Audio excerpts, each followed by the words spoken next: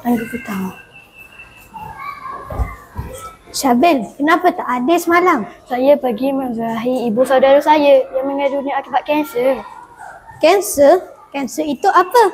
Kanser tu sel tidak normal yang berkembang di dalam badan secara tidak terkawal. Oh, macam tu. Jom kita pergi ke makmal komputer. Kita cari maklumat tentang kanser. Jom.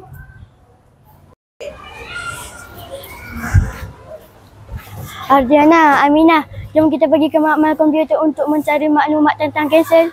Jom. Kanser boleh berlaku di mana-mana bahagian tubuh seperti paru-paru, payudara, usus, hati dan darah. Ia boleh disebabkan oleh pelbagai faktor termasuk genetik, gaya hidup tidak sihat, pendedahan kepada bahan kimia berbahaya dan jangkitan tertentu. Oh, rawatan kanser juga bergantung pada jenis dan tahapnya termasuk pembedahan, kemoterapi, radioterapi dan terapi sasaran. Pencegahan awal melalui gaya hidup sihat dan pemeriksaan berkala dapat membantu mengurangkan risiko penyakit.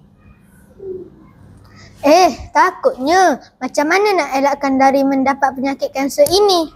Pencegahan awal kanser bermula dengan gaya hidup sihat, pemakanan yang seimbang, kaya dengan sayur-sayuran, buah-buahan dan makanan berserat dapat mengurangkan risiko kanser. Elakkan makanan yang diproses secara berlebihan, makanan tinggi gula dan lemak tepung kerana ia boleh meningkatkan risiko pelbagai jenis kanser. Selain itu, gaya hidup aktif juga sangat penting. Senaman secara berkala sekurang-kurangnya 30 minit sehari bukan sahaja membantu mengekalkan berat badan yang sihat tetapi juga mengurangkan risiko kanser seperti kanser payudara dan kanser usus. Oh, amalan menjauhi tabiat berbahaya juga amat penting dalam pencegahan awal kanser.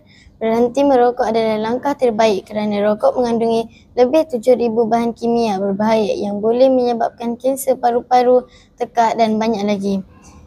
Begitu juga dengan pengambilan alkohol secara berlebihan yang boleh meningkatkan risiko kanser hati dan mulut.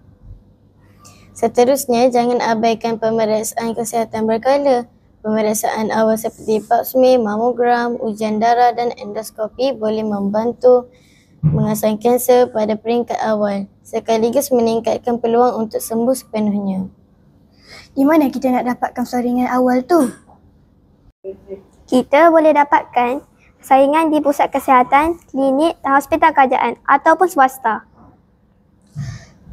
Untuk maklumat lanjut, kita boleh layari laman sesawang Institut Kanser Negara atau Majlis Kanser Nasional yang juga dikenali sebagai MAKNA. Tak lupa juga, kesedaran dan pendidikan tentang kanser perlu dipertingkatkan dalam masyarakat. Kongsi maklumat dengan keluarga dan rakan agar lebih ramai yang memahami pentingnya pencegahan awal.